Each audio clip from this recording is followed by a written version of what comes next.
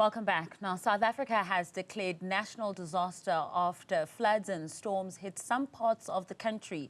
About 7 provinces experienced disruptive rains, damaging infrastructure and displacing scores of people. Now, for more on this, I am joined by Dr. Elias Sithole, who is the head of the National Disaster Management Center. Good evening to you, Dr. Sithole. Thank you for joining us. Just to remind us of those deadly floods as well, quite devastating, and the impact that they've had on those 7 provinces in particular. If you could please just take us through that. Yes, no, thank you very much. Also, thank you to the viewers. Good evening to the viewers as well. Yes, you are correct. As a National Disaster Management Center, we've classified a national state of disaster for the impact of severe weather, which affected the Eastern Cape, KZN, Free State, Limpopo, Northwest Gauteng, Mpumalanga. And we've seen the destructive nature of these severe events or these weather events in those provinces. But I must indicate that since we have classified, and then it will then afford us an opportunity to work with provinces and other national departments and the municipalities so that we can augment those resources. Yeah, and Dr. Sithole, I mean, there's still some community members who've been left destitute because of those devastating floods as well. If you could just explain to us what then it means, because you're saying that, you know, of course, once it's been declared a disaster, then you're better able to manage that, those crises as well, but particularly these past floods. How does the being declared a disaster then help? Yeah, once we classified a national state of disaster, what normally happens is that we assign the responsibilities for the coordination and management of the disaster to the national executive, which means that national, we have what we call the Intergovernmental Committee on Disaster Management, and that committee comprises of ministers at national and also MECs from provinces and mayors. But also the classifications, it allows the department to reallocate funds from the applicable grants. Sometimes you do have departments which they've got grants which they can reprioritize. But thirdly, also, it enables the support to the affected municipalities through the disaster response grants. So at national, specifically at National Disaster Center, we have a response grant. And these grants, we use it to augment the financial resources at the municipality level and also at the provincial level. And I mean, you did mention those affected provinces being KZN, Free State, Limpopo, the Northwest, Gauteng, and Mpumalanga.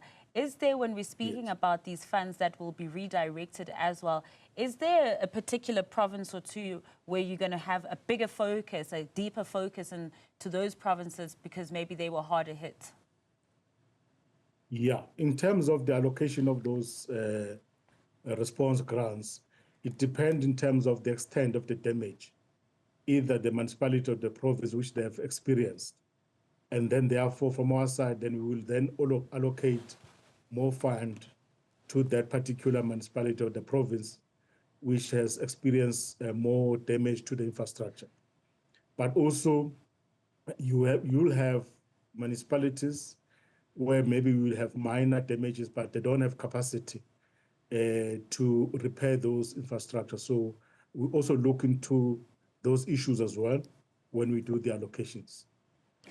And infrastructure, of course, being very important indeed, also notwithstanding the homes that were lost as well in these heavy rains and floods as well.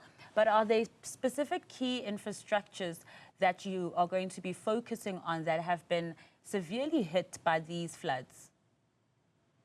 Yeah, we've seen in other provinces, like your Western Cape, KZN, and Eastern Cape, a lot of roads infrastructure in those provinces, they were severely affected. But also the bridges, sometimes you've got provinces with low-lying bridges. And then those bridges, normally when we experience flash floods or floods, that tend to be washed away. So we also tend to focus to those provinces. We tend to find most of those low-lying bridges in the Eastern Cape and some part of the KZN. And now typically, you know that in the summer seasons, particularly in like Gauteng and also KZN, there'll be quite a bit of rain as well. And as we approach the festive season as well in December, there's quite a bit of rainfall also in these parts of the country. Now that these previous floods have been classified as a disaster, what does that mean for possible inclement weather that may be coming still? Yeah, as we work with the South African Weather Service very closely, what we normally do, as and when we receive the early warnings, and then we then advise the provinces and the municipalities so that we are able to better prepared in terms of managing those floods or any other hazards which that municipality will experience, but also making sure that if one community or an area was affected by floods, and then the South African Weather Services indicate that there might be other floods or severe weather which might affect the same area. We then make sure that we preempt in terms of actions, making sure that those communities that are being relocated before those floods affect the communities. But also, we also now work very closely with MISA, that is the Municipal Infrastructure Agency, which is an agent of DCOC, work making sure that the infrastructure at a municipality level are well maintained, because we've realized that some of the infrastructure that got affected because these infrastructure are not maintained. So we've seen a good progress in other parts of the country where municipalities, they've been maintaining these infrastructures. So, you know, the adverse effects of climate change also enforcing municipalities to also pull up their socks to their Dr. Sithole, because then we know that there will be more of this as we face this crisis of climate change. But I also wanted to talk to you, mentioning about the collaboration that you also have with municipalities and also sending earlier warnings as well. Just in the last quarter of this year, we saw the snow in parts of KZN as well. And there were warnings issued to community members, to motorists as well, people traveling. I think it was also a long weekend, so people obviously had made prior travel arrangements. But there were warnings throughout that week to say it's not safe to travel, and yet people still got into their vehicles and traveled. Some, of course, didn't have a choice, they felt, and some didn't think it would get that serious. How would you describe us as a nation in terms of heeding the call for these earlier warnings about inclement weather? Do we take it seriously enough? Yeah, I think it goes down into public awareness programs. I think from our side, as a National Disaster Center, we need to intensify the public awareness programs, because we are 100% correct. We've issued early warnings working with South African Weather Services, and South African Weather Services, they even run media statement. There were a lot of interviews on social media in terms of the whippy snowfall in those areas. But unfortunately, some of our citizens, they maybe thought that, okay, it won't really be that serious.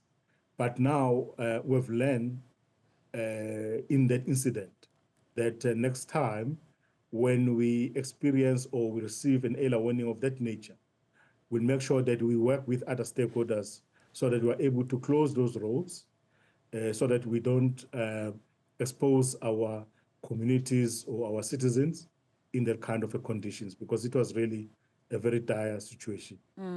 And just before I let you go, Dr. Sithole, what's the price tag on this to make sure that, you know, all this infrastructure is fixed, to make sure that all the damage that was caused as well is remedied?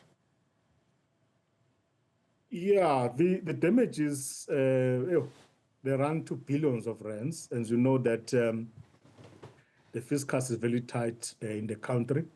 So, but the damage to the infrastructure, it runs into billions. But there is some assistance coming from National Treasury to assist those most affected provinces. But also what is encouraging is that other national departments, they were able to come on board and assist the provincial departments so that those damaged infrastructures can be repaired. A really tall task ahead. Dr. Sithole, thank you so much for coming on to the show this evening and just sharing that information with us.